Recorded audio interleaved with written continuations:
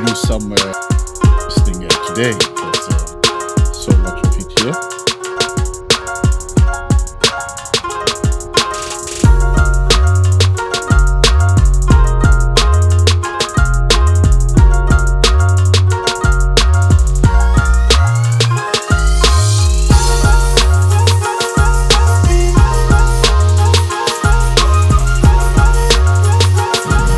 Get the hell out of here, you know. I have to get the hell out of here to save my aid. So we started dreaming of at some point, you know, moving and living in Cape Town, especially to the US, and that's what I came to do here, you know, to check out the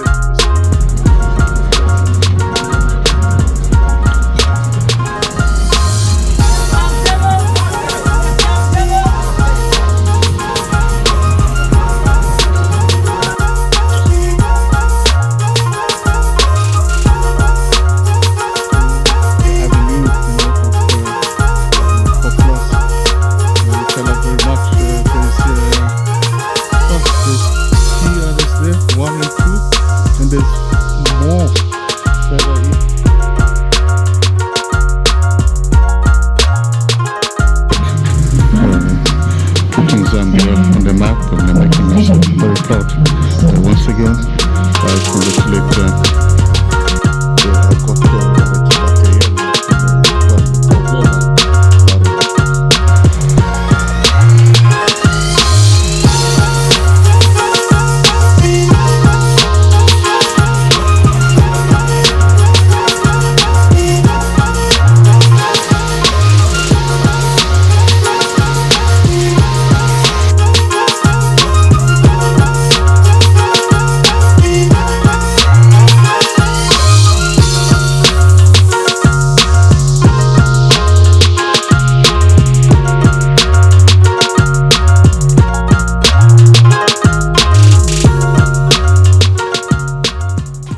beautiful Cape Town myth. Stella Blanket over Cape Town now declared went it for the Table Mountains refusal to let the blanket creep over, roll into the sea on the other side for the Cape Point to shred to pieces in the eternal Indian Atlantic Ocean's dominance struggle. Metaphor for who owns the soil of my motherland, land of my birth. Whales need no blankets in the sea. In freedom, your elements cause no harm. Stella Blanket conceals the miseries of the Cape people, alienated from their elements, alienated from themselves, their own. They're living anxiety-driven whilst breathing less. Disemboweled bodies, decapitated heads, bullet smashed brains, mingled with blood, flat on the ground. It's not for nothing they call it the Cape Flats. You can't run, you can't hide. Little carnivores leave no meat for decay. Skeletons everywhere. Interstellar travelers see no Cape Town rot, see no sewerage, lakes, ekasi, inkululeko purgatory suffocates the people in Cape Town's Khayelitsha. Elang, the sun is only in the name. Liberation stinks in new homeland, dark under stellar blanket over Cape Town. The interstellar travelers cannot see. No pains, beautiful things are tuned in cyberspace. Interstellar travelers see no deceptions, see no thefts, see no blasphemous, brother killing brother, brother selling sister, son castrating father, son hanging mother on the line in Cape Town. God blinded in the glow of stellar blanket over Cape Town below, beneath which brown envelopes change hands, corruption rules, motherland salt in blood money, even burnt House of Parliament the other day. Color of money here, if any, unknown. The Guptas have hustled under the stellar blanket over Cape Town too. Gandla knows the color of their money. They drink tea together with the Duduzani in Dubai. People touch a bottle to Father Jones on Sunday at the Mass. Fill up the altar. Jesus might be on the Table Mountain commemorating him in bloody red wine. Here, under Stella Blanket, over Cape Town, black and white united in power, in black money, seeking laundry hands on the streets, behind the brick walls, beyond the pitbull terriers, within the smokes. No Cape Town inferno smoke, just grass and more smoke. There are hands for the job, colored hands. Oh yeah, bro, in Cape Town, no colored is a colored, bro. The people are heartful, bro, there. On slant, the terrain. Original land grabbers, white Cape Townians are heartful, young. Blacks are never heartful enough, original. People of the soil, the white colors are heartful of blacks. Everybody's heartful in Cape Town. So heartful that under the Stella Blanket over Cape Town, concealed from the eyes of heartful God, the piercing eyes of heartful interstellar travelers, everybody procreates with everything across bloodlines or within. The urges a thing, morality, a God thing, ditched to Cape Town as it was in the beginning. Vukatutu, you can still save this town. Let us pray. Amen. Useless performative sound. Who's genuine, who's fake on the altar that is Cape Town under the stellar cloak, only a creation of its own. Heartful of Cape Town's intergenerational trauma of slavery and racism, denial is survival. Sunrise arrives, derobes Cape Town of the stellar blanket hanging from Table Mountain, imposing detached. Regal above it all reveals a deep-seated post-apartheid racism subcultures in South African racial segregative balance, broad-based but not exhaustive. Afro-American colors, American colors, Arab colors, Asian colors, Bengali colors, black colors, Bure colors, Chinese colors, Christian colors, Congolese colors, English colors, German colors, half colors, half Polish, Russian, Angolan colors, Hindu colors, Nigerian colors, Italian colors, Portuguese colors, rainbow colors, Scottish colors, Sotho colors, Sri Lankan colors, Swahili colors, white colors, Xhosa colors, Zim colors, Zulu colors. When the night hours arrive, Stella Blanket over Cape Town shall return whilst the world sleeps and regenerates. The west of Cape Town shall be doing what they do best, self-annihilation side by side with procreation in an odd series of events in a beautiful world as seen from above, looking into the future with wonder, anticipation high on Table Mountain, spinning on a lion's head. I'm finding peace walking in a graveyard, wondering how much love lies buried here, how much hate, how much bitterness. I'm wondering how much joy, has been buried in these grounds here. And this is an old section of the cemetery in this town here. And then it being South Africa, I wonder, how much secrets, how many stories, are buried here, about where South Africa has been, where South Africa comes from, how much and what kind of price, everyone has had to pay for the South Africa we have today.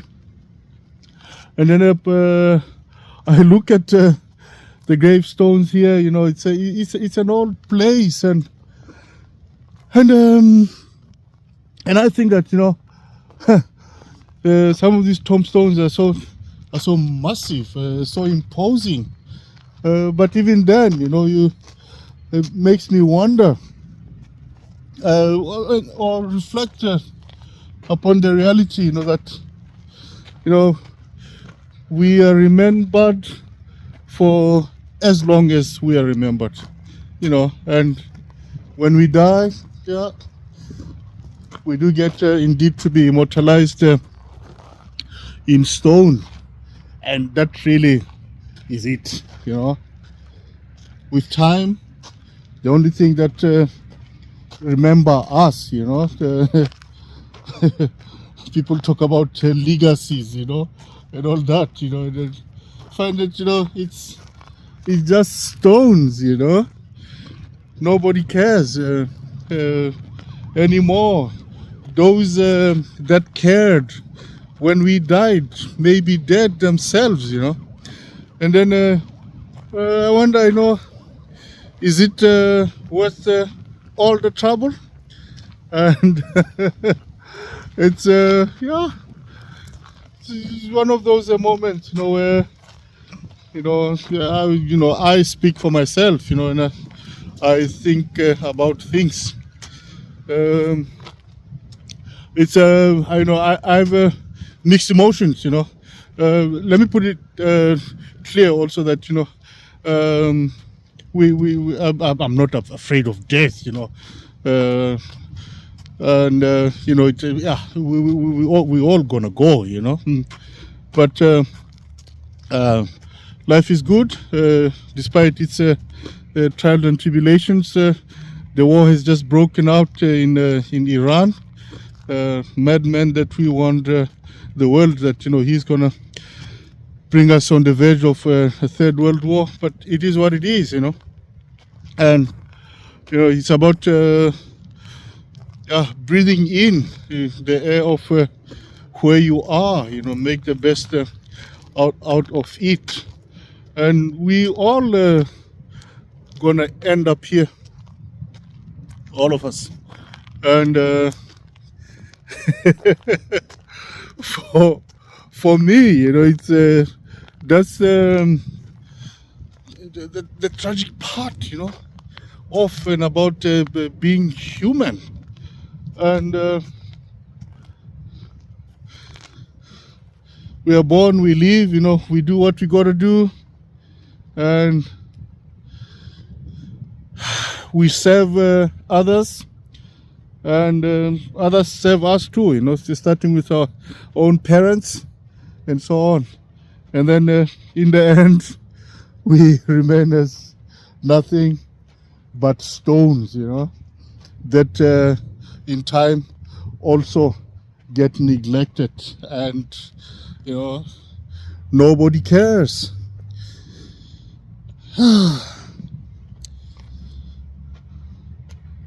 When is this gonna end, and for me, I wonder, and how is it gonna end, and where will I be?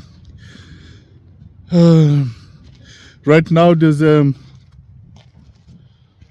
big talks and things going on, about African diasporans, abroad, and which is an extension of my literary work in my books, where I write about the Machona series. Machona being meaning a person that ends up abroad, in relation from Central Africa. So in the concept starts from Zambia in relation to my father, and people like him, who left Zambia, Malawi, Zimbabwe, end up in South Africa, and they chona, they disappear, and might also come back like my father did in South Africa. We talk about the Xhosas talk about amagoduka, the travelers, who leave their villages, in the Eastern Cape, and go and work, inland, in the big cities, Joburg, and everything. And so it's a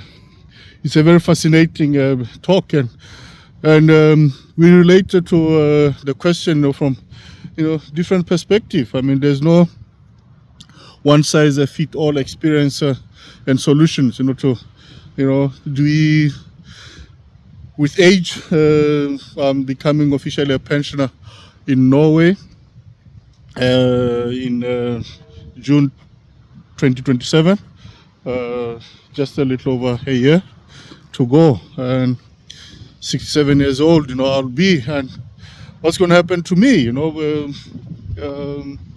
My story, my reality is different. I'm single, never been married. I don't have any children that I know of, and I have a very small family.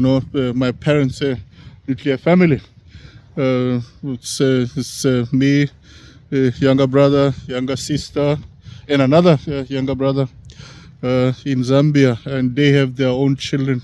And as far as I'm concerned, it is their own children, and they have to look after them themselves. And so, what's going to happen to me when I'm no longer strong and independent?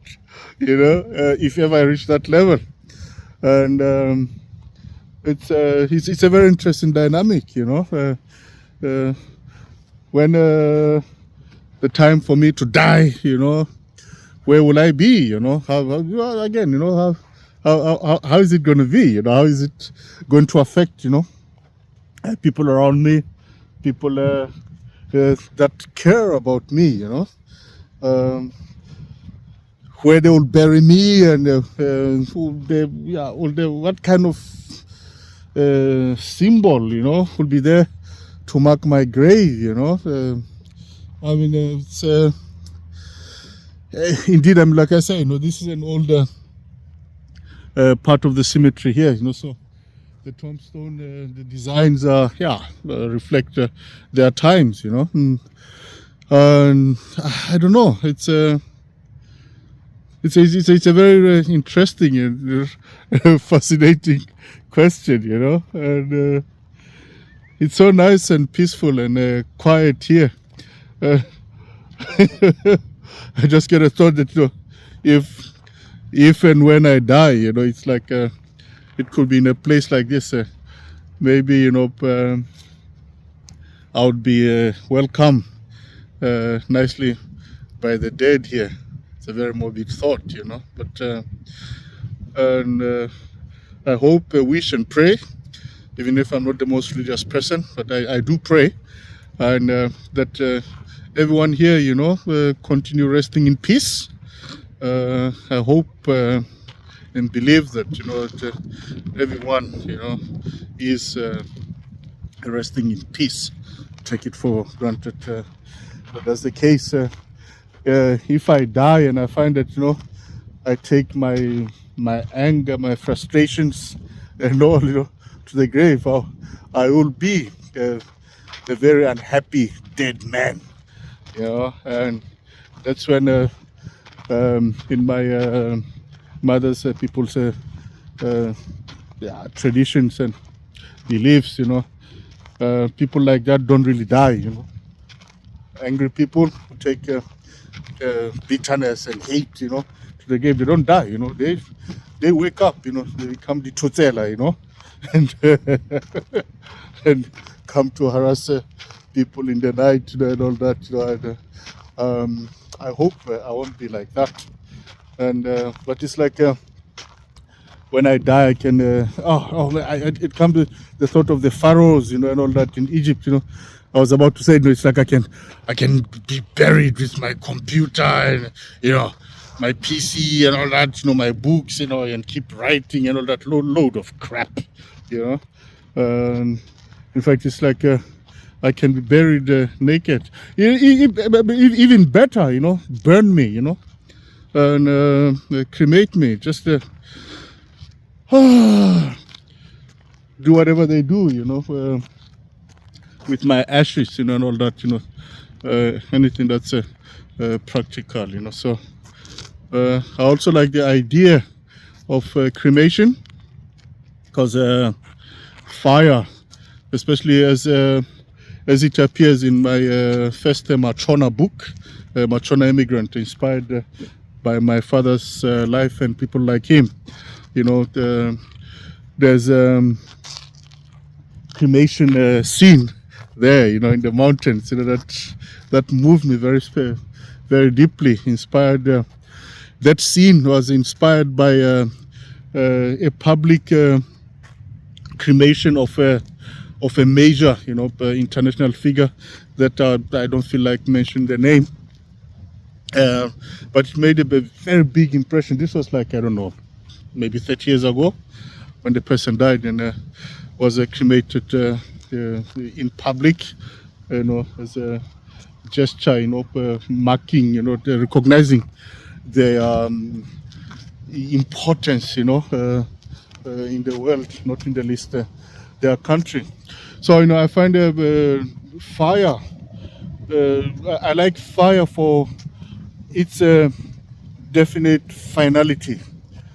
When organic materials are burnt, they are burnt. If I get burnt, with or and amongst these trees here is a wildfire, and all the others, the leaves on the ground and everything, we all, are going to end up as ash, and that's it. That's it's a powerful idea in my head, and if the ash, some people have their ashes spread and thrown out in the seas, and I don't know, there are villages, I don't know, everywhere. For me, just the idea, of my ash being, just thrown up in the air, and the particles end up where they end up, it's an interesting thought, and but it is what it is, So I continue here seeing, and I also like seeing the trees, that are planted here, hold the ground together, and it's a beautiful place to be, and yeah, very, very nice.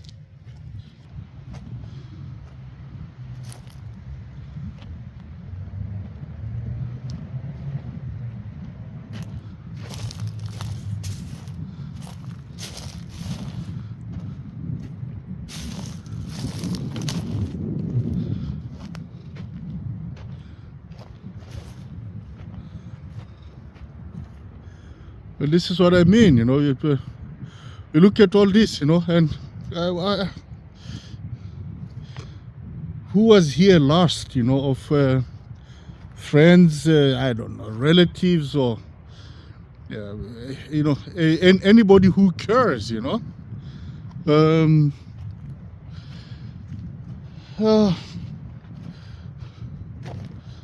so of course it's a reflection of resourcefulness of the families, and like this one here, it's gonna be stand solid for a long time, and the others are gathering moss here, and yes, and really I wonder,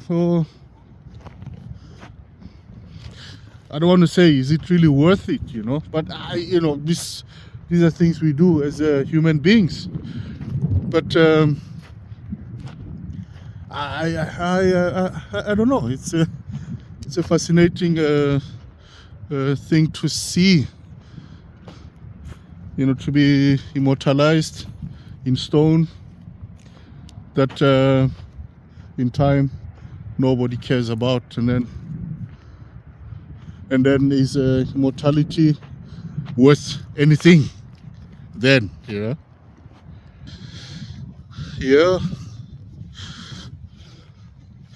Okay, so I don't know if there are things going on that make me find peace here and joy, and freedom. Nobody bothers me, I bother nobody. I don't know what the dead think and feel about my presence here. So I look at Table Mountain yonder. I'll turn the camera. I look at the Table Mountain yonder, you know, it's the thrill, the charm is gone, you know. Really, I would rather be here, in this place here, than Table Mountain. And the Lion's Head is a bit obscured there. It appears a bit. Let's see if we can, you know. So so really, I saw one YouTuber the other day, you know, showing how so many people were there, you know, climbing, we're going up and down the Lion's Head. And I said, no, that's they can have it, you know. I stay here, you know, enjoy viewing the trees and all that, you know. That it's beautiful. This what makes sense to me and for me right now. I'm happy. Yes, I just love it here.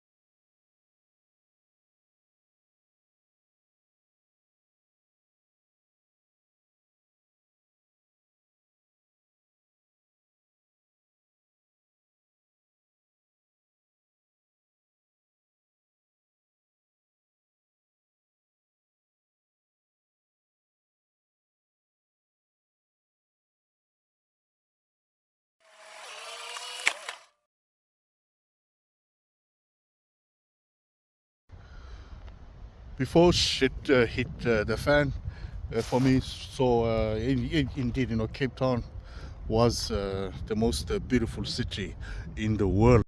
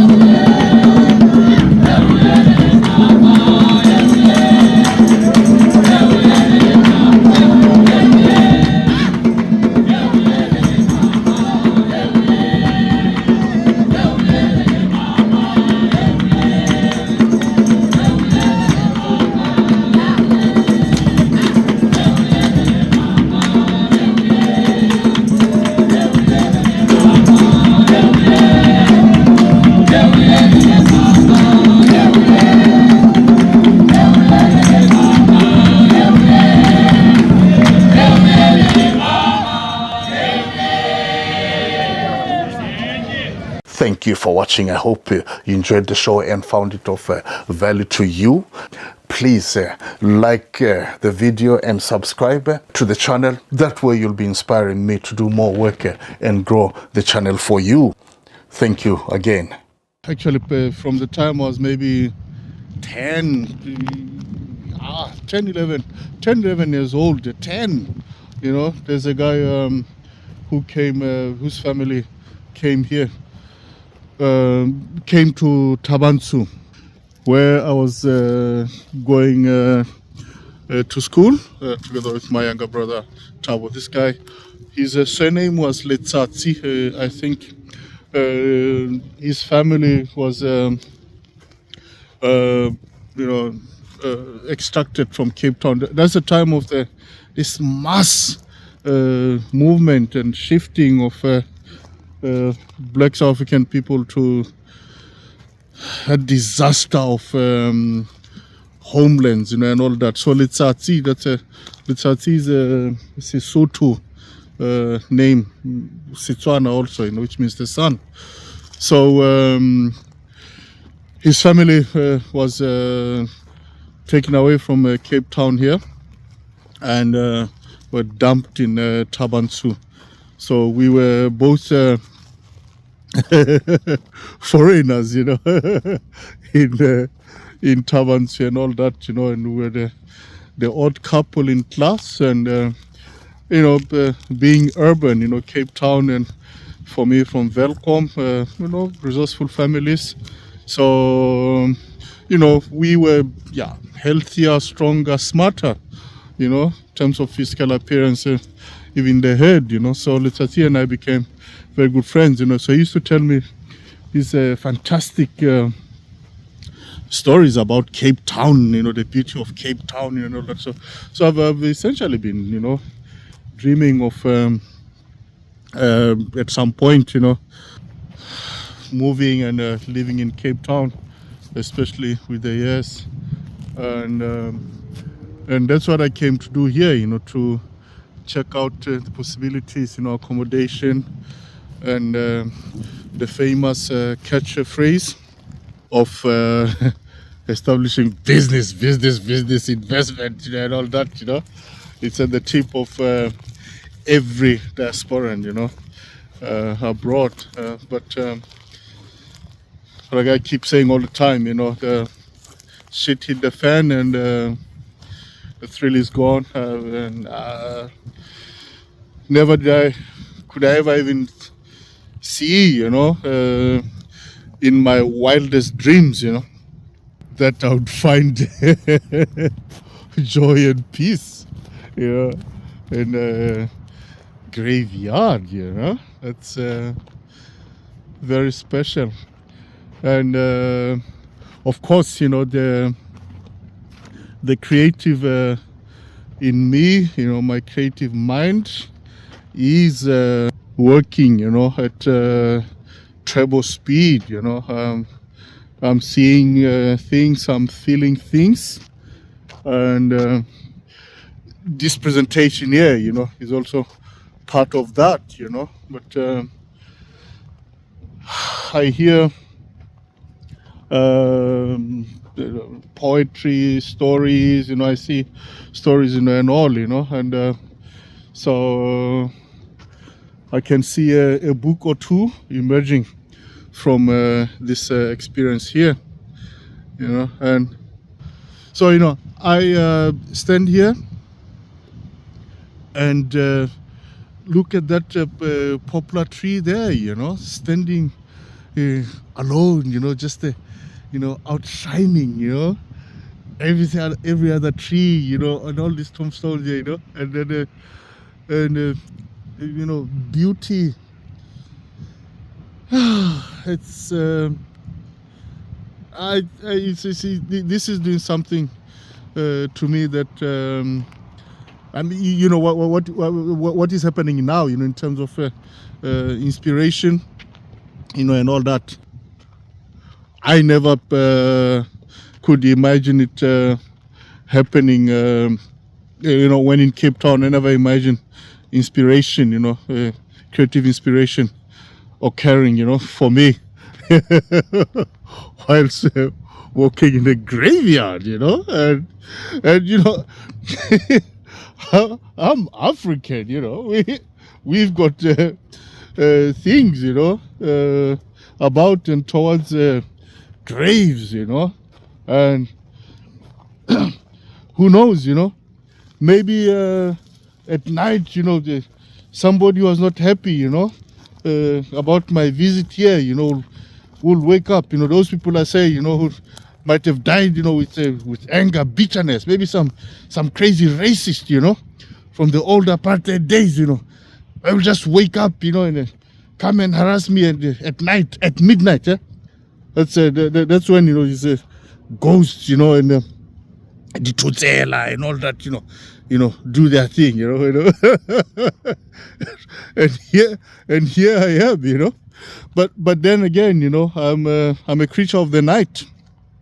When I work, you know, I thrive working at night, and when I'm really in top gear, and there's no other responsibilities, you know, like normal job the following day, or some other engagement, you know, some other matter that I have to attend to. When that is not the case, when I sit and work and write and, you know, the research, you know, and all that, you know, let me say, when I use my head, you know, when I think and I visualize things, you know, that and see things, you know, that's when I work at night, you know, through the night, you know. It's not unusual for me that when I'm really, you know, in the groove, you know, I can work, you know, till 6 in the morning, 7, 8, you know, and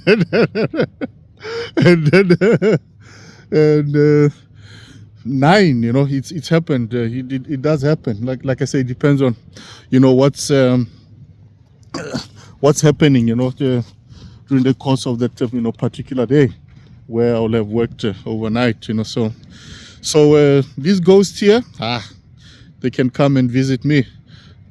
Maybe they'll give me more ideas, more inspiration, you know, that it could be fun, you know. So this is such fun. I mean, look, and you know, some people have fixed ways, you know, of understanding their worlds, you know, and even when they relate their experiences, you know, of their worlds, you know, like you know, Cape Town, you know, they will narrate, you know, their experiences, their life in their own way, you know. They you know, for them, it's you know, it's in their heads. So the way I understand, it's like what they see and experience, you know, of their place. Like my Cape Town PR guy, you know, for him, this is it. I tell the guy, hey, dude, you know, I'm 65 years old, man. You know, I'm going to be 66. You know, I don't know. Is it 2-3 months now? I don't know. I should know, you know, in 3 months, a little over 3 months, you know, I'm going to be 66, you know. I've lived in 4 countries before. I speak, communicate, you know, with plus minus 20 languages, you know.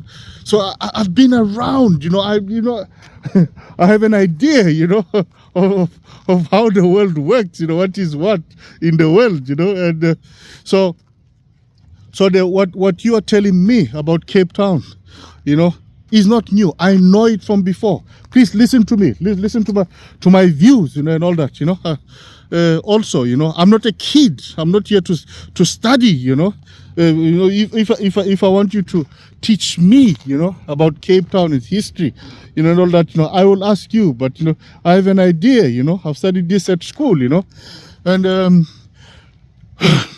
but the point I'm trying to make is that, you know,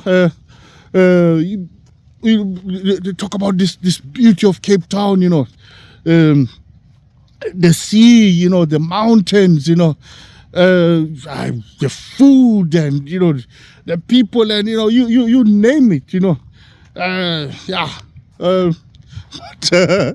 But for me, it really doesn't get better than this. I just love it, you know. You see those trees over there? As far as I'm concerned, you know, but it's a bit chilly now, you know. But like in the middle of the day, I could take a table and a chair, open my computer, and start working. You know, it's just middle of the day, you know, normal working day. Of course, there's a bit of traffic. You know, people walk through here, and but it's a Sunday. Late afternoon, early evening, you know. But you know, it's the peace here is just doing wonders for me, you know. So really, those who want the mountains and Table Mountain, you know, Lion's Head, you know, you name it, you know, Camps Bay, you know, and all that, you know. It's beautiful places, but I really would rather be here. I really would rather be here. It's something is happening to me, you know, that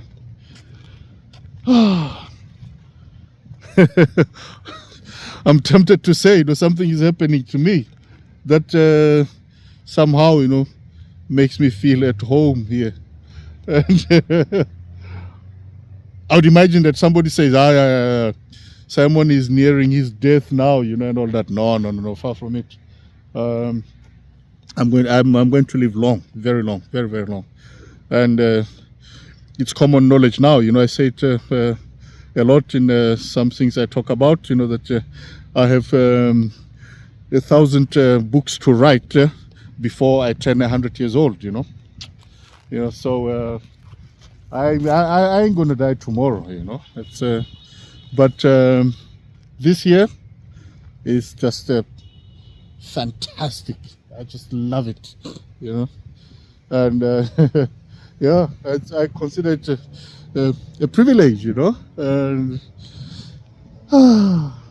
it's yes. Thank you, Cape Town. Thank you.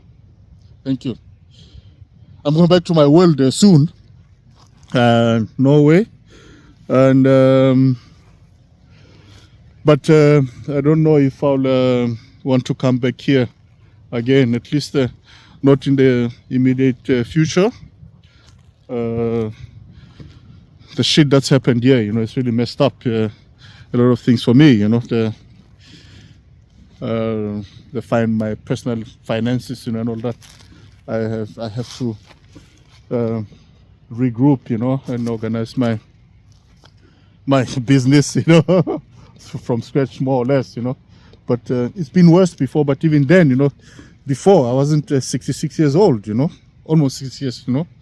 I was younger, and you know, talking about age, you know, I think is that society, the way society works, you know, bureaucracy. It's very concrete, very objective. It's numbers.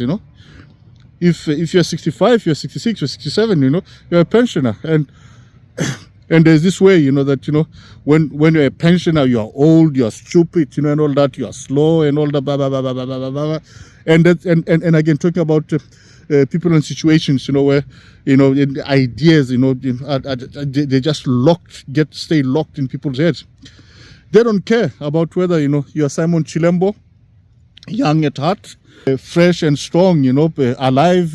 They don't care, when you are by numbers, your birth certificate, your ID number, or personal number, if you want.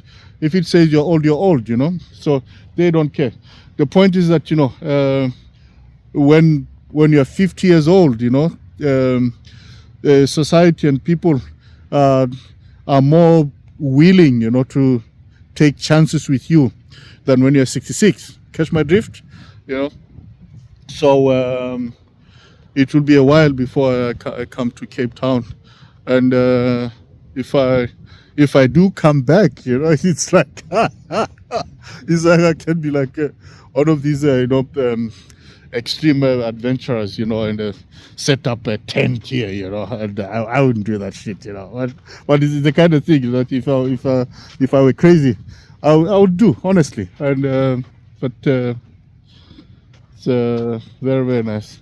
In fact, I think one of these days I will come back here, find a chair or something, a camping chair or something. But one way or the other, I'll come here and find a spot to work.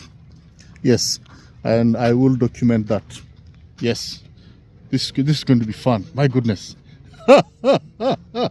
I just love it. Thank you, Cape Town. Oh yes, very, very nice. The thrill is gone now. The loving feeling is gone. All the beauty, don't make sense no more. When the beauty and the love is gone, the thrill is gone.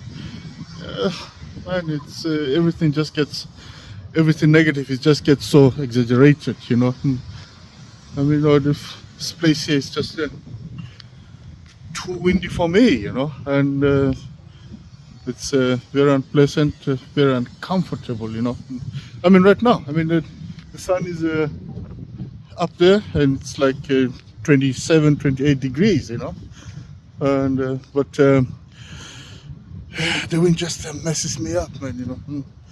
I know what's going on with me, it's my body type, but I just can't see myself adapting to this place here. I don't know if things will ever change, things that have made the thrill to go, the beauty, the loving feeling. But it is what it is, those who love it here, they love it here, and then let them have it as it is. As for me, I gotta get the hell out of here,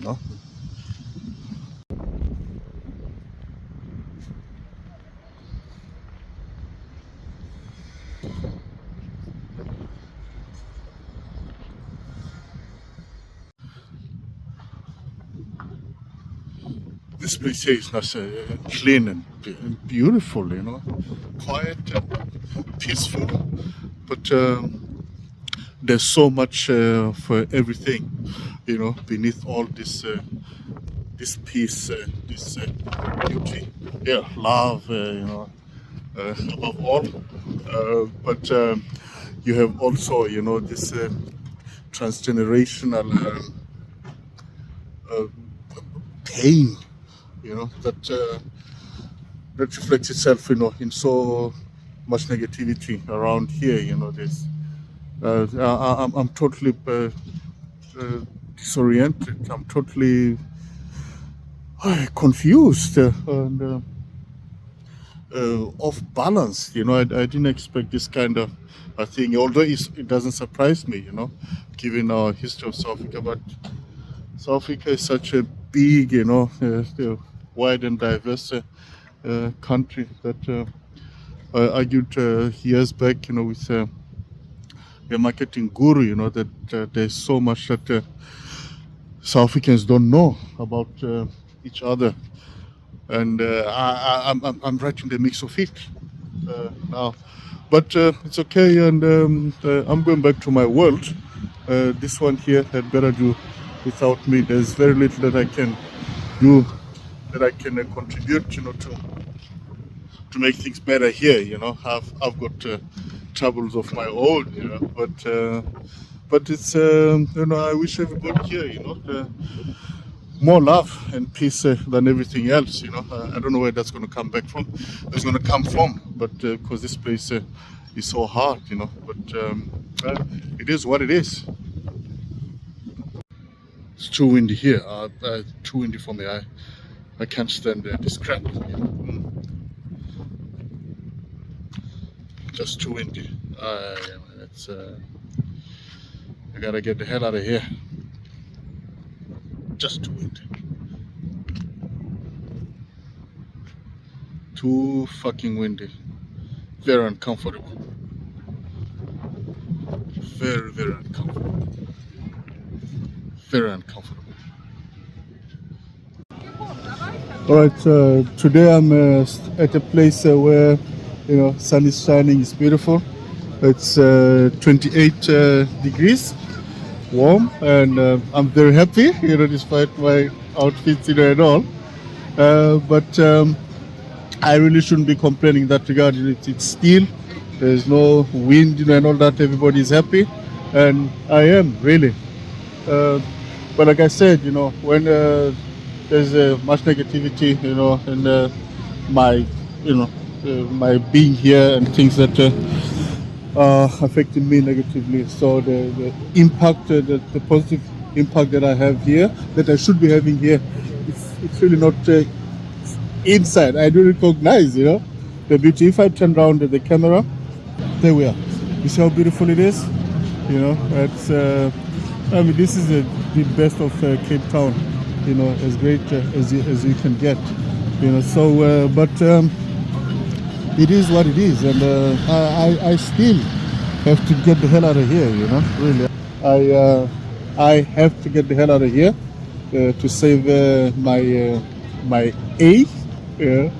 So we see how it goes. I'm still here for a few more days, and I like you know, the beach life here and all that. You know, the restaurants and all that. It's very beautiful, very, very nice. Nice type of activity. It's very, very nice. Okay, we talk another time. I still have to get the hell out of here. You know.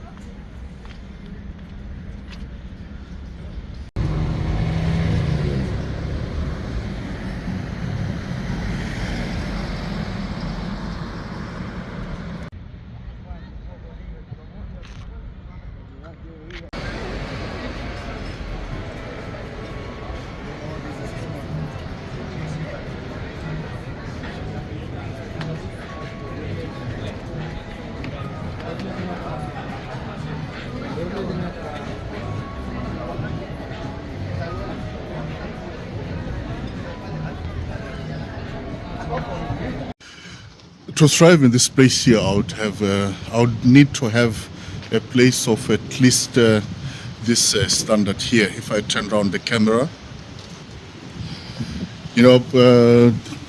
it's still blowing like hell, middle of the day, the sun is up there, you see, but you've got lots of trees, the vegetation and all that, high walls, and all that, it's kind of, protective, and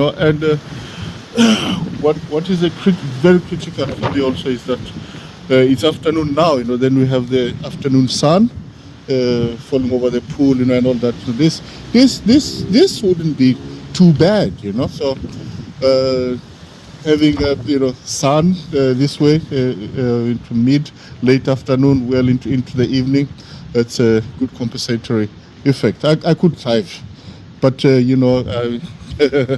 me turn around, But the thing is that I can't afford a place like this now, especially after this battering I've had, scammed, and all that. I've lost a lot of money, So I go back to my world, and live happily ever after, in the freezing cold. And again, it is what it is, but it doesn't mean that I've given up. I've lost all hope. No. Far from it. I'm just acknowledging the fact that that I can't. This is not a place for me to be. It's my health. I can't take this. I want to live very long, and as it is general knowledge now, that I have to live at least 100 years because I have this dream, this vision, this aspiration, this hope, this intention, to write 1,000 books at least before I turn 100. So, but with all this wind, and all that is terrible weather, it's cold at night, I can't work, I gotta get the hell out of here. And this is my point, if I have the sun, the tree, and a nice protective wall behind, then I'm happy, It can the wind can blow as much as it likes, At least this moderation here helps, makes a huge difference. So when it's like this, I can live happily ever after. But I'm not in the mood for swimming today, given the fact that I swim like a stone, So I need to be to prepare myself, properly, mentally, physically, and all that, and I got cold, yesterday when I was working in town. Again, wind was blowing like hell, and I got this back pains and all that, So I really don't feel like swimming today. But then I'm happy, What I can do is just I sit here, and there's a table here. I can do my work. I can sit here. Do my work, do my computer, eat and drink. And have fun. So, but like I said, unfortunately, since then today, I cannot afford to have a place like this. But there's still 1 year, 4 months, 1 year, 3 months to go before I become officially a pensioner. And that doesn't mean I ain't going to work, It's just that I'm going to work differently, more focus on my own things and my own needs, So I'm looking forward to that, and I do hope that my savings, and investments here and there, although I've been, this semi-financial ruin, I've heard this time, I forced me, or the idea,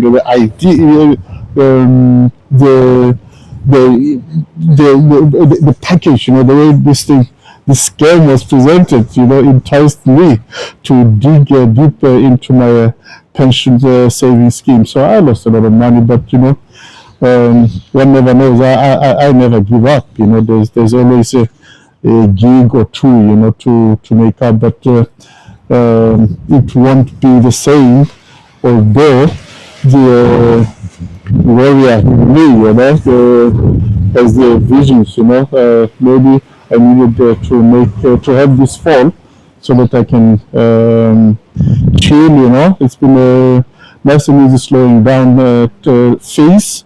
Time the past 4 or 5, going to the 6 months now. But I needed to really chill, regroup, get my thoughts, my feelings, not the least, the physical health, So, but so we're gonna do this. We're gonna make it one way or the other. So I'm happy. I'm free. Okay, this is just so wonderful here. I could be here forever, but this is not my place. I've been invited kindly and generously. Thank you for having gotten this far with this talk. If you find it enjoyable, informative, and thought-provoking, please like the video. I hope that you find the channel content of value to you. In that case, please subscribe. That way you'll be inspiring me to do more work and grow the channel for you. Thank you again.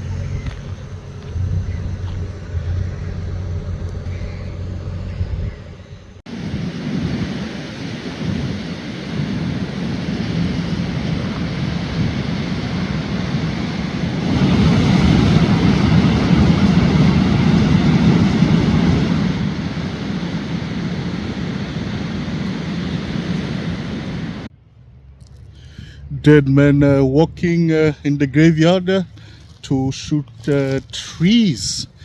Very fascinating. I love trees very much, and the older and the bigger, the better.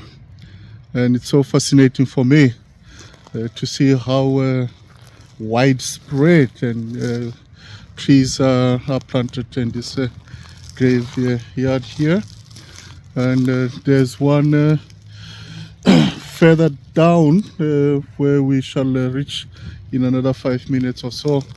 I'm particularly drawn by poplar trees. They fascinate me. I first saw the poplar tree in Lesotho at St.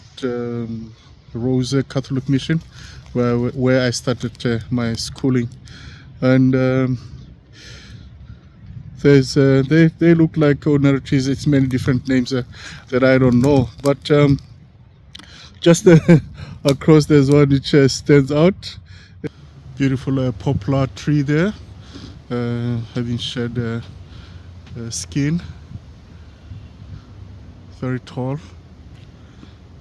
Yeah, and there's some, looks like this is the avenue, of poplars, which I love very much. There's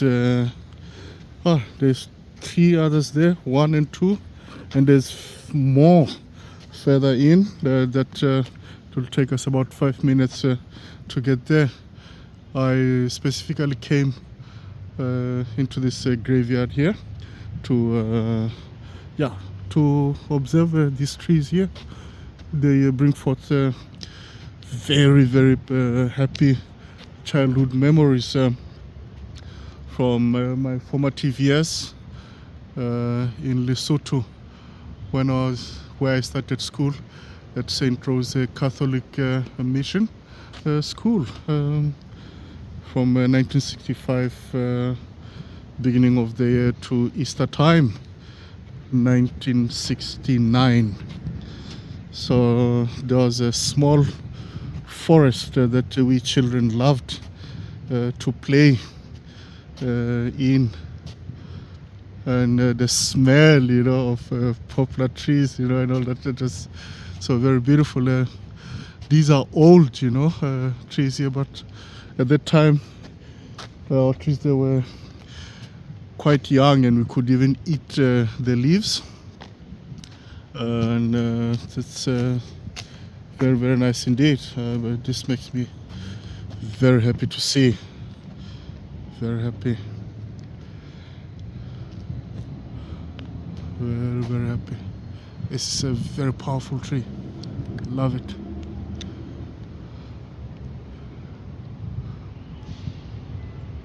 Oh yes. Very lovely indeed.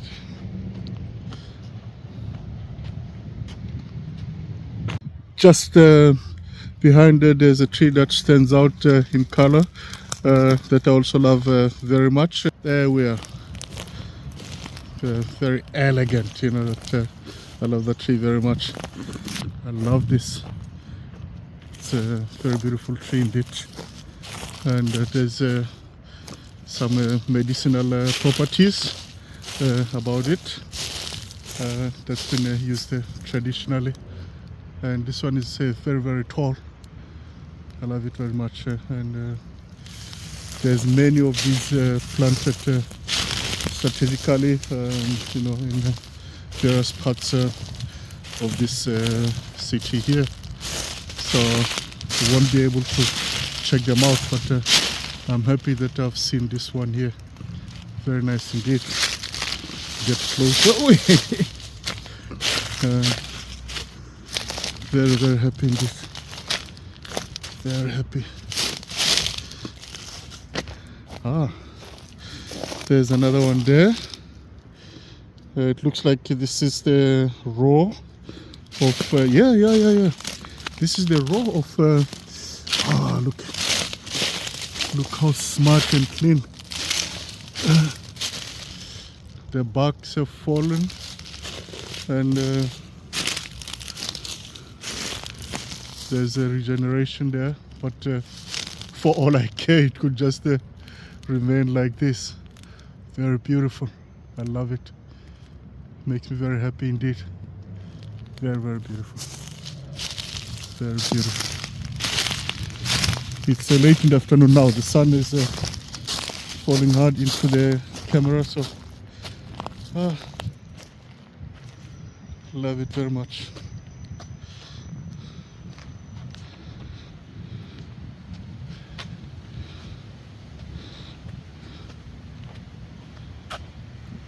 Can't get enough of this, so I'll have to take a still picture.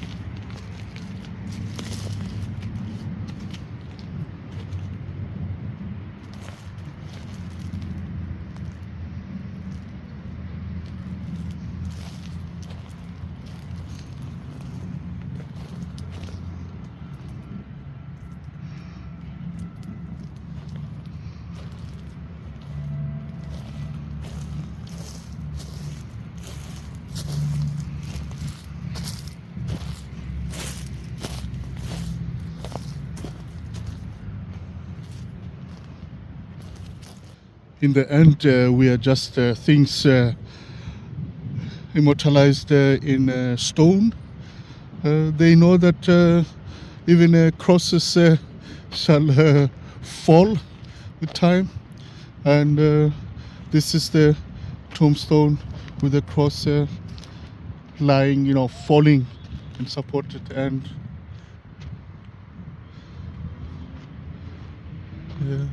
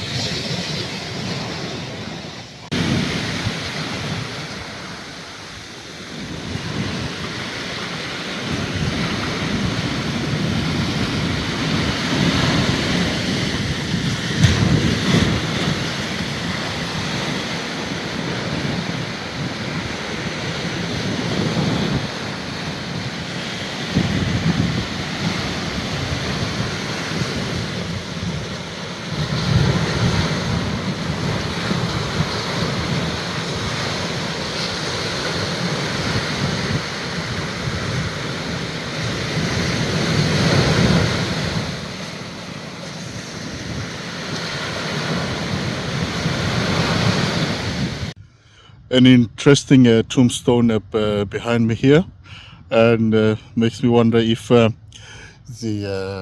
deceased was an author, but maybe not. Maybe symbolizing faith. Could be a holy book or something, and it's interesting, very interesting. It's it's a kind of thing, if I die, and I get buried like this, and that's a kind of a tombstone that could make sense to me, as an author. By then I will have written, of course, 1,000 books.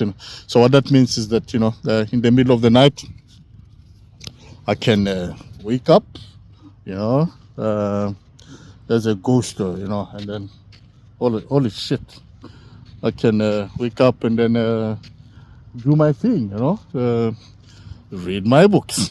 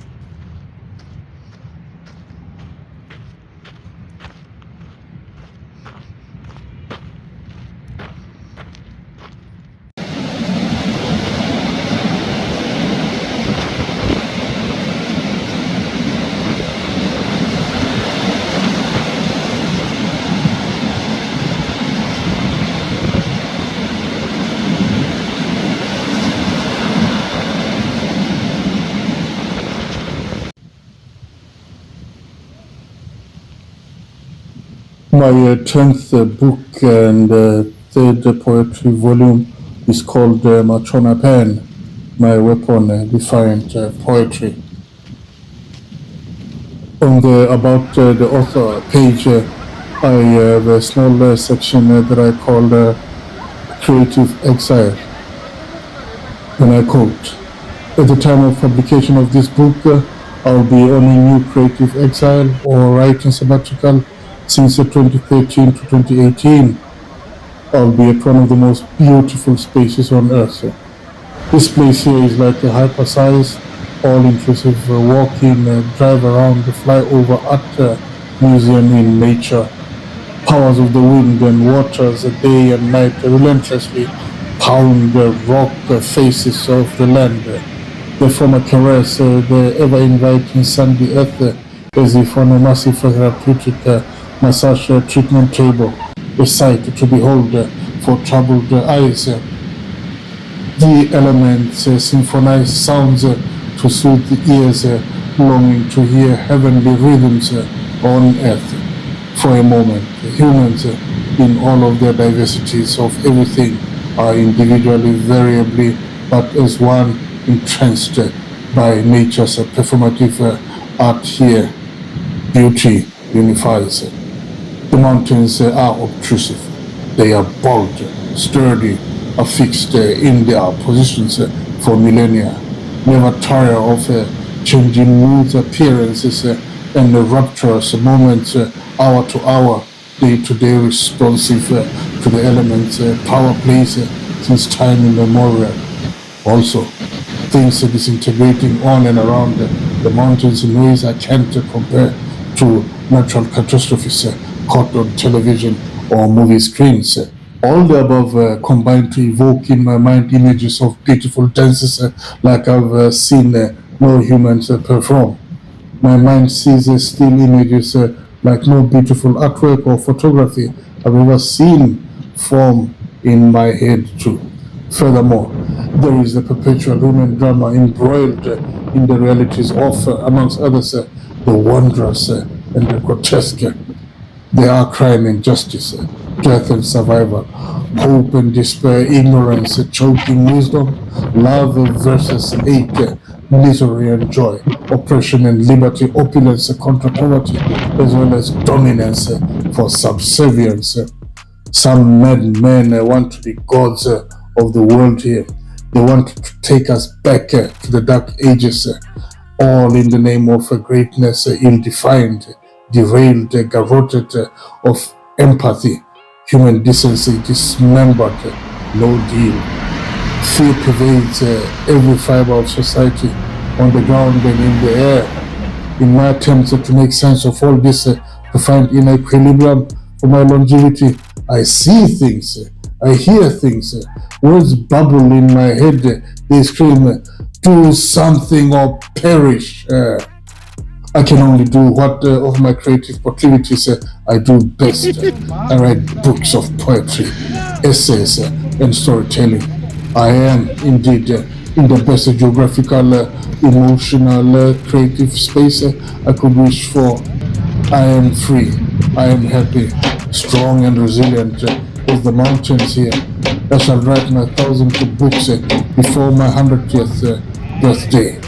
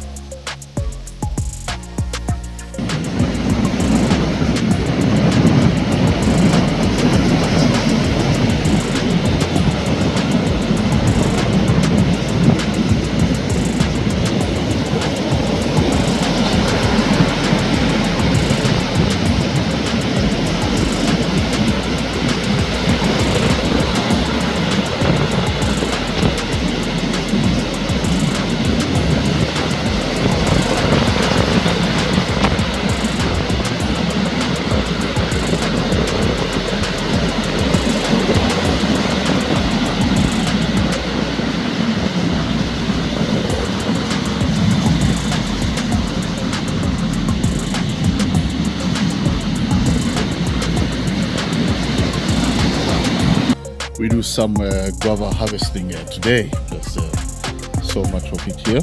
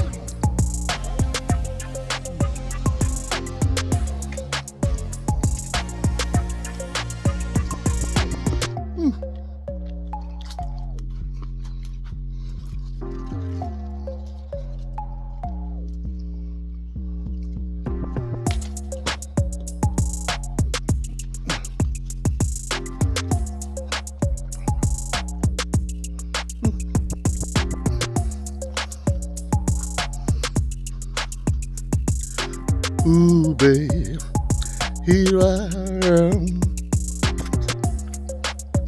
I'm rolling for my baby like a guava jelly. Guava, guava.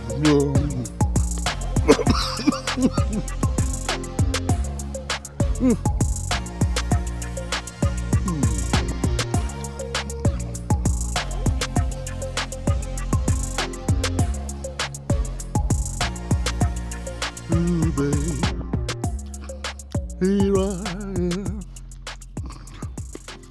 Come rolling for my baby like a guava jelly. Guava, guava jelly. Guava.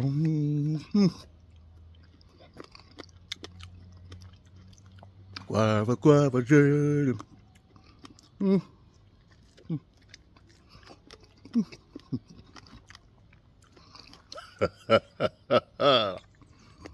Life is so good.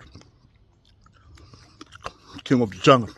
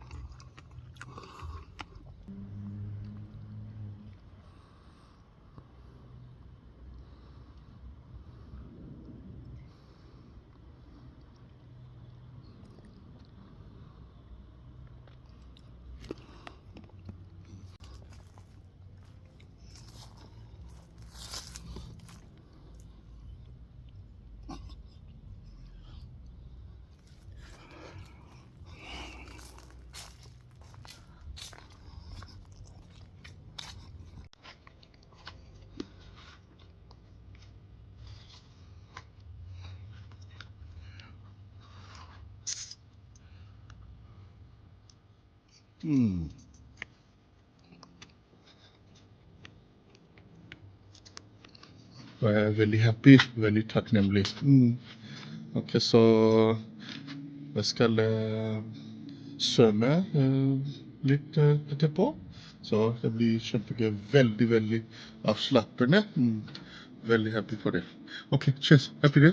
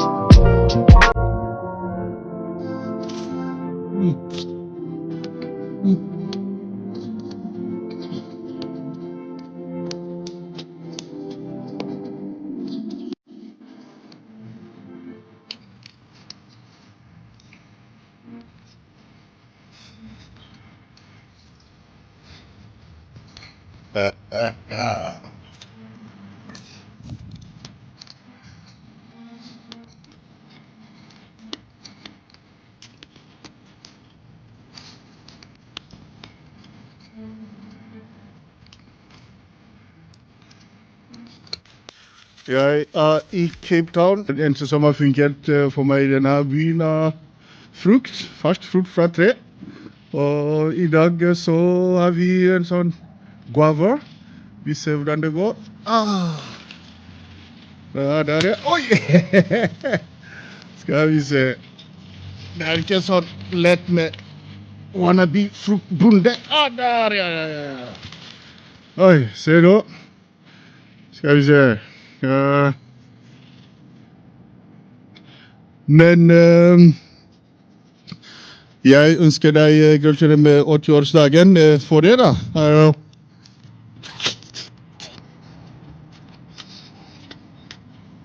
Jeg har ikke vært på noen vingård ennå. Da skal jeg drikke en flaske vin på din vegne. Gratulerer med dagen.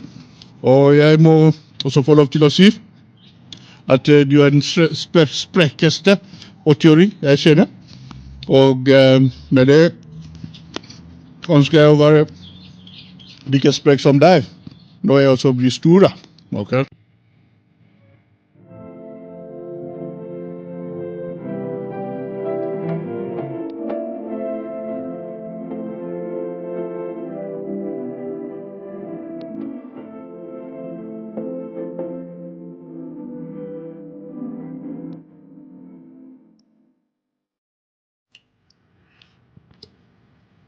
Whereas the guava was delicious. I had 2 weeks of great fun, enjoying the food.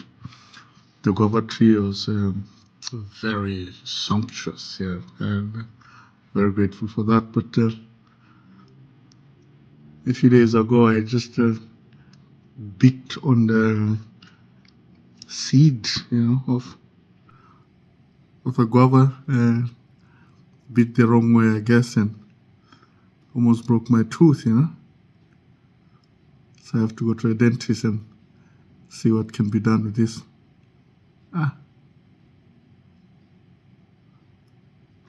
It's not so painful though, but just yuck.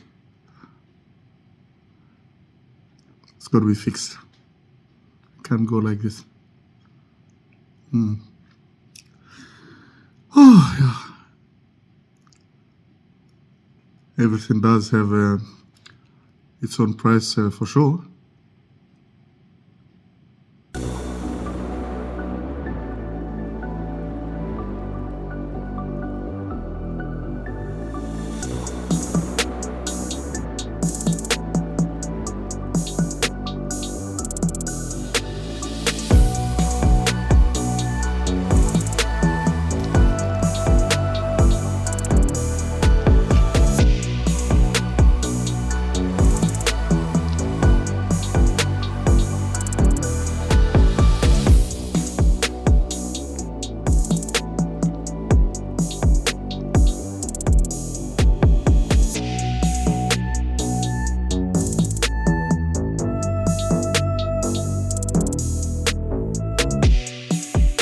Thank you for watching. I hope you enjoyed the show and found it of value to you. Please like the video and subscribe to the channel. That way you'll be inspiring me to do more work and grow the channel for you. Thank you again.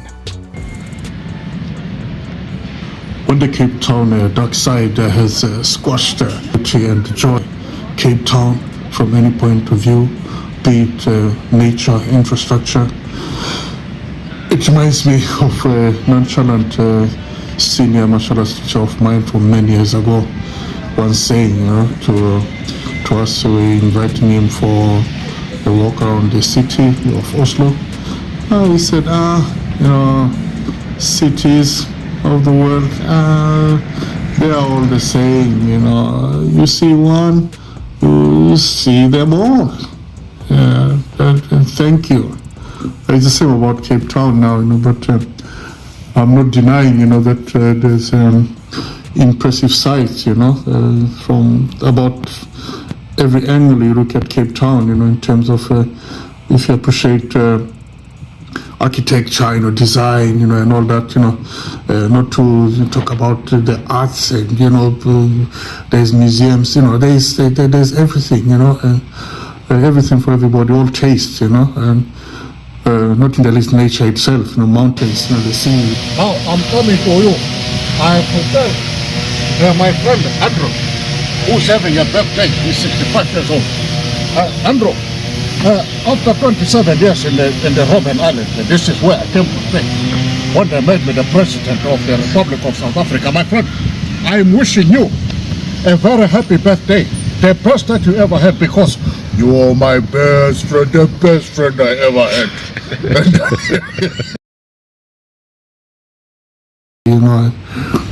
The bush, and it's a scene, with a happy and open heart and spirits. Cape Town is a beautiful place to be, but I'm happy, I got out of that mess that I found myself in. And but those who enjoy Cape Town, please, by all means, have a great time. I'm done.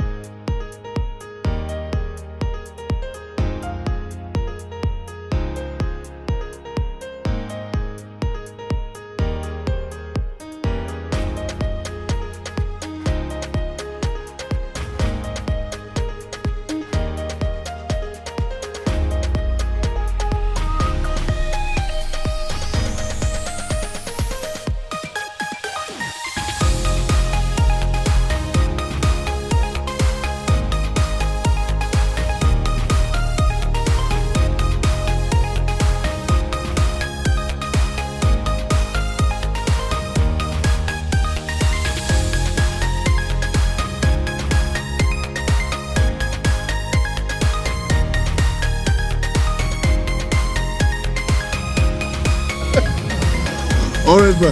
It's a bit too windy out, so we're going inside. But hope the day is great so far. I'm flying out tomorrow, tomorrow afternoon. So I'll be landing on Monday, middle of the day as well. Yeah? Okay, cheers. We'll see you during the course of next week. Okay?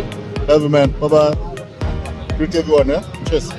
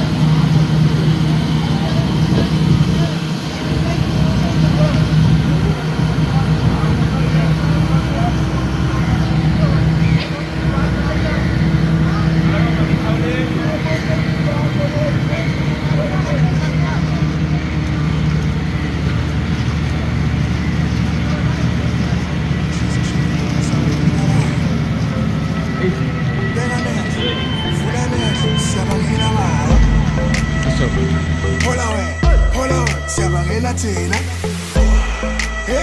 Kithi jonga wena, siyabangela thina.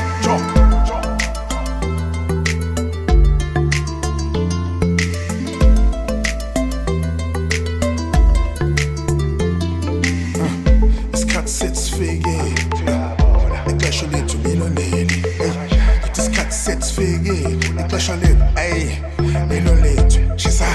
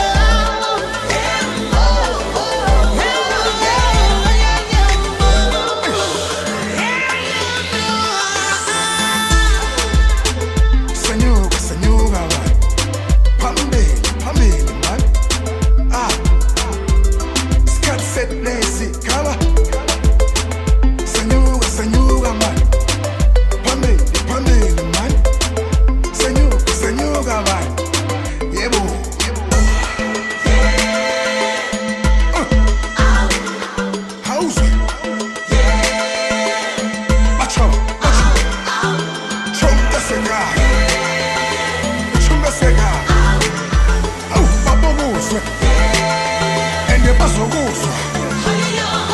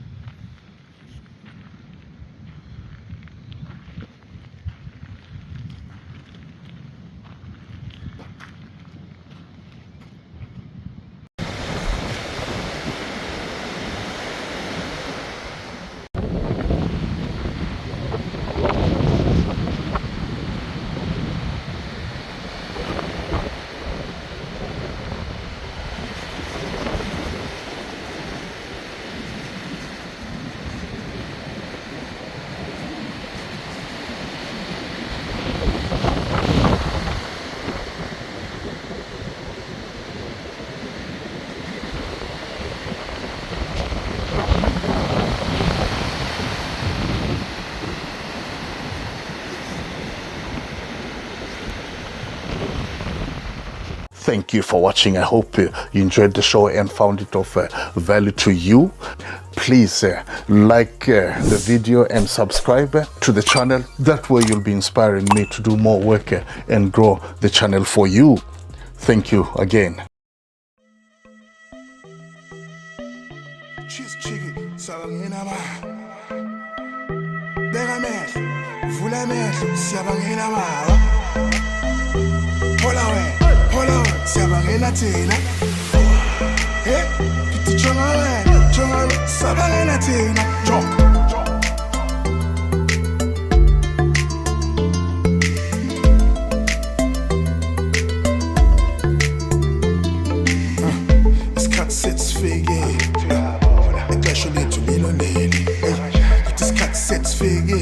Ixesha lethu ayi lelo lethu shisa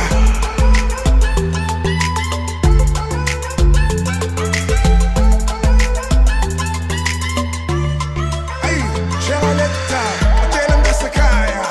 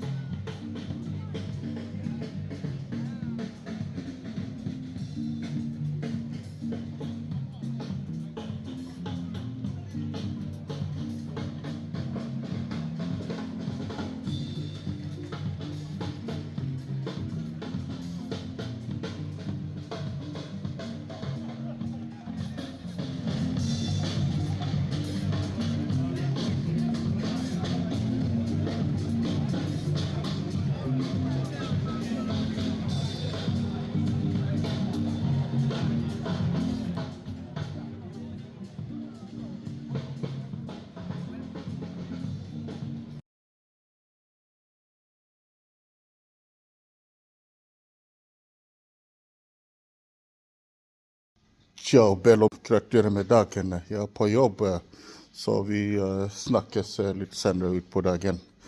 Det er godt å være tilbake igjen til vanlige problemer her i Oslo. Gratulerer med dagen. Ciao.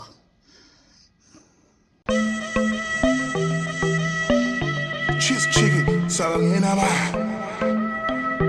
Bega mehlo, vula mehlo, siyabangena mama. Hola we, siyabangena thina. Hey, kithi chonga we, sabangena thina. Jump.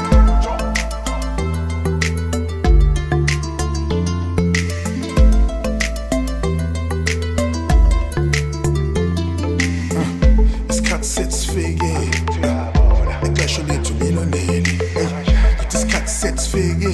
Ixesha lethu, lilo lethu. Shisa.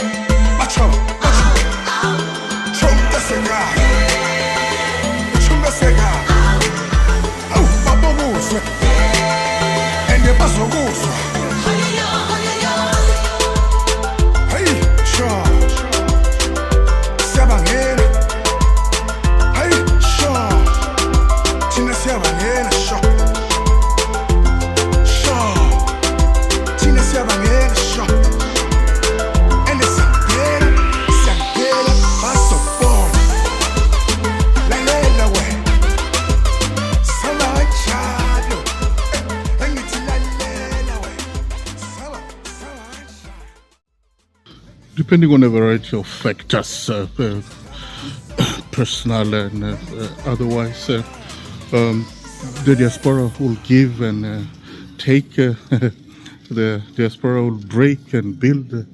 The diaspora will recognize and ignore.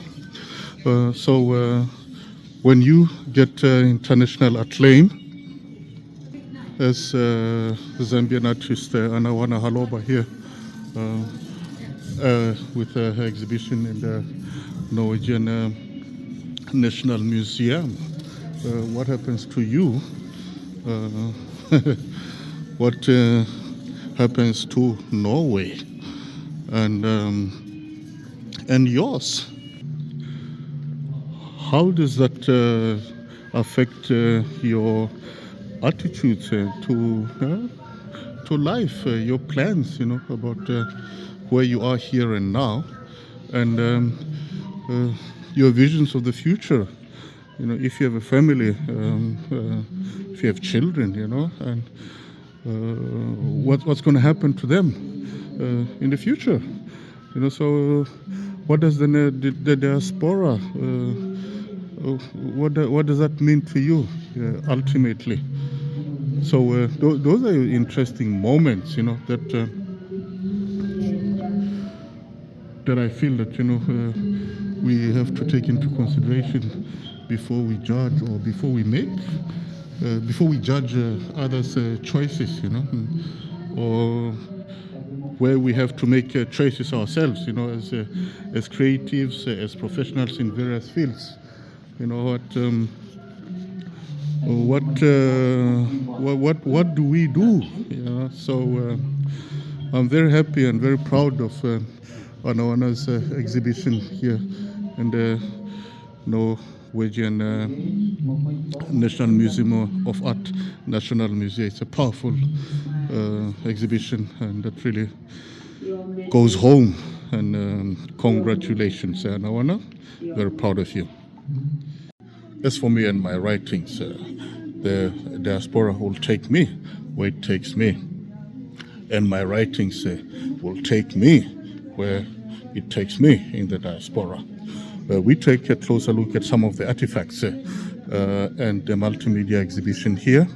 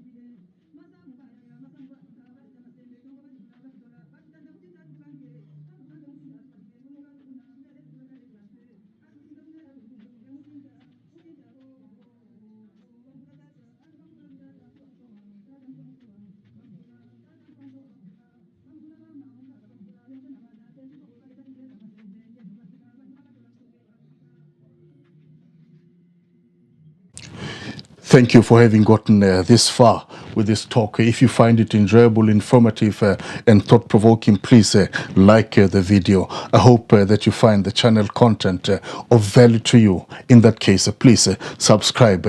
That way you'll be inspiring me to do more work and grow the channel for you. Thank you again. When I've got another opportunity to be in Anawana's exhibition, so I allow myself to be a little more generous, much as I've been granted this opportunity to be here. I'm going to show a bit more, a little more detailed today. There's more visitors to see. It's very nice to see the engagement, the passion here. People have, I've just been speaking to a lady from Austria who came here, especially when she heard of the exhibition. She hasn't been to Zambia herself, but she has friends who currently are working in Zambia.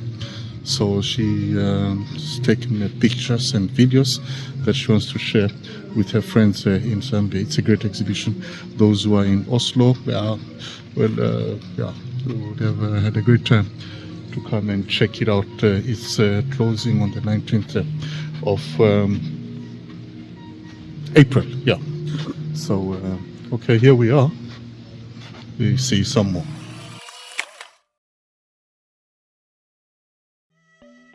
Cheese chicken, siyabangena ba. Beka amehlo, vula amehlo, siyabangena ba. Hola we, siyabangena thina. Kithi jonga we, siyabangena thina. Jonga.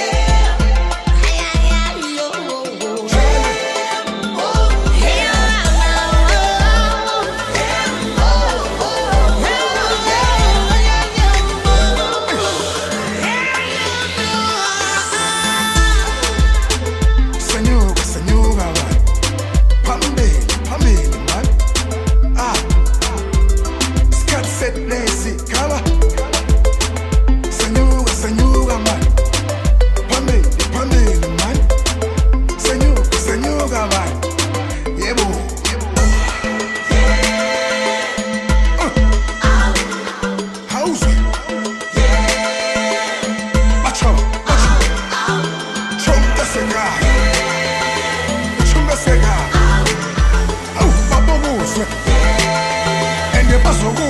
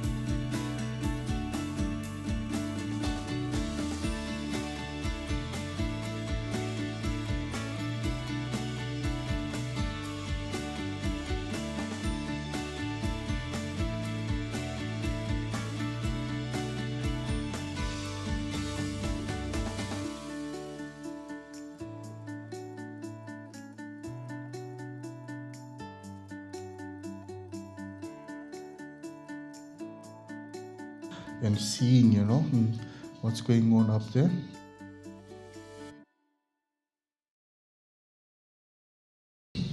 That's it. Excellent.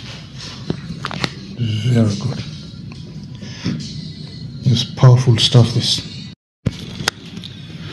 This is Doreen. Simon Chilembo here.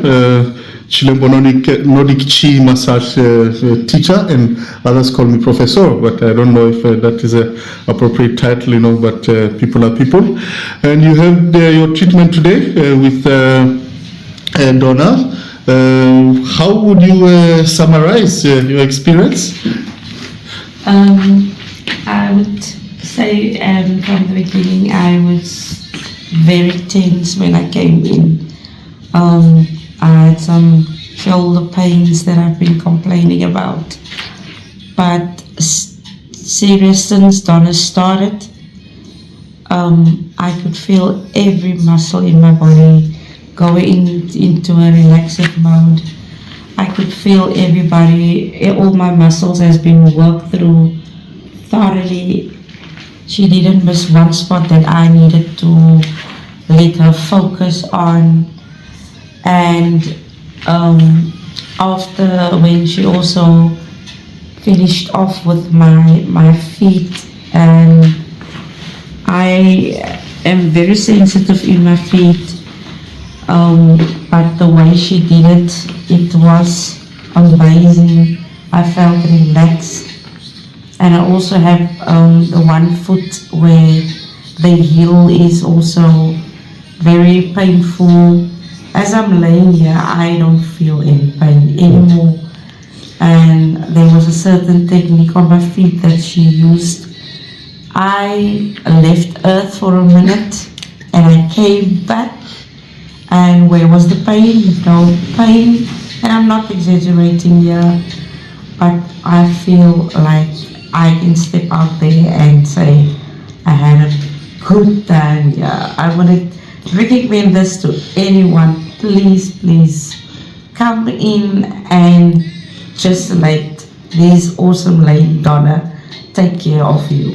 So if we are going to give Donna a certificate after 30 hours training, theory and practice, would you say it's deserved, or I don't know, what do you I think? think that should be a diploma, not a certificate. Diploma, even?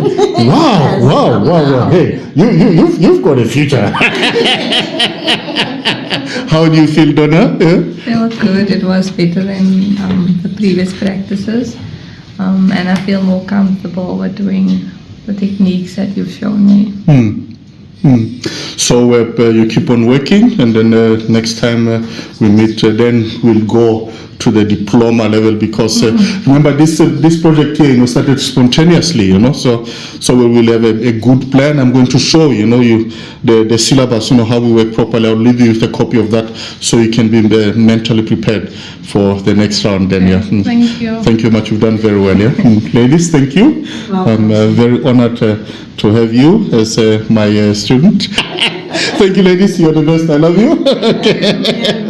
Thank you very much. Okay.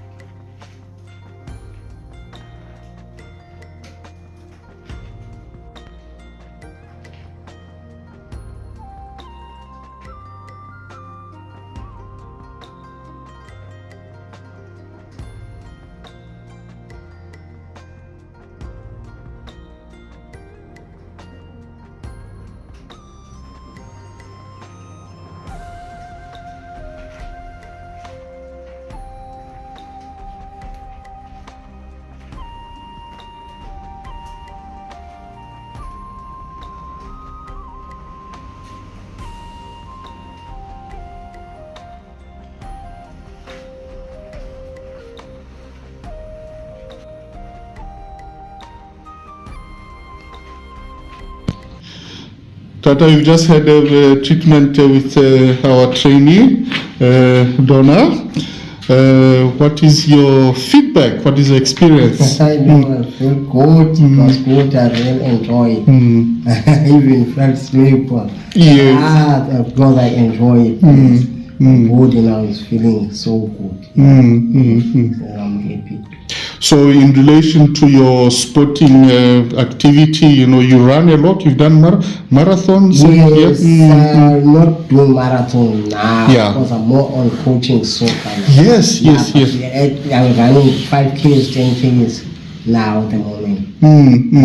Yeah. So, do you see a link, you know, that can be useful Yes. for people who train to have this kind of treatment? Yes, yeah. yes. No, thank you very much, sir. We appreciate. All right. Thank you for your cooperation. And then, on a scale of 5 to 10, how many points shall we award Donna? Definitely. 10 definitely. Yeah, because actually this was a final test at the level 1, you know, of our course. She's a professional now. Did you hear that? Yes. Congratulations. Well done. I'm very proud of you, and I'm very proud of you, sir. Thank you for trusting us. You know, Yes. so we're looking forward to having you here again. You know, in the future. Yes. Thank you very much indeed. I appreciate it. Hey, bro, Master Chilembo here. I'm introducing you to my clinic. That spa I told you about yesterday. You know, where I'm working in Cape Town. Last minute, you know, but and then there's your student there. You know, hello. Hi. How are you? I'm fine. What's Yourself? your name? My name is Donna. Yes, yeah. What have you experienced so far?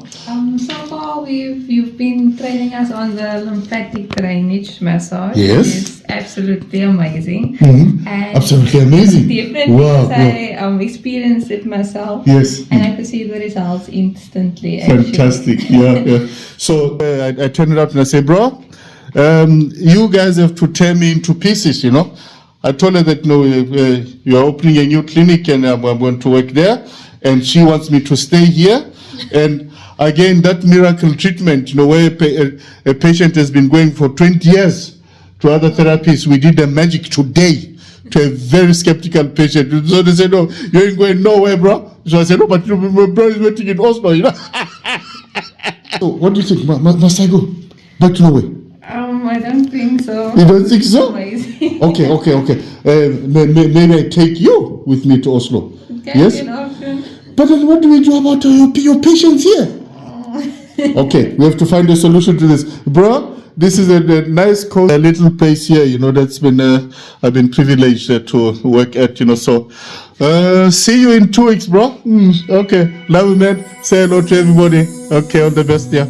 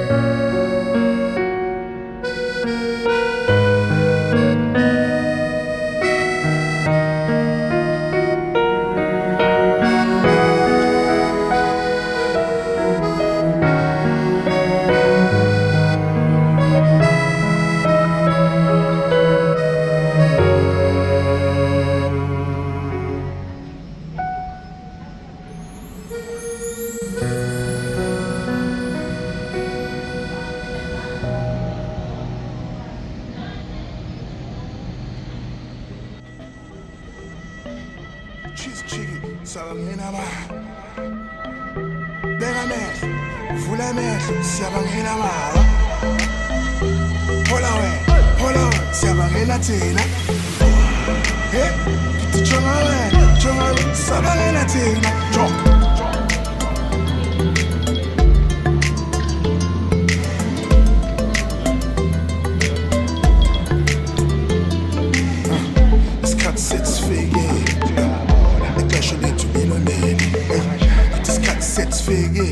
Ixesha lethu ayi lelo lethu shisa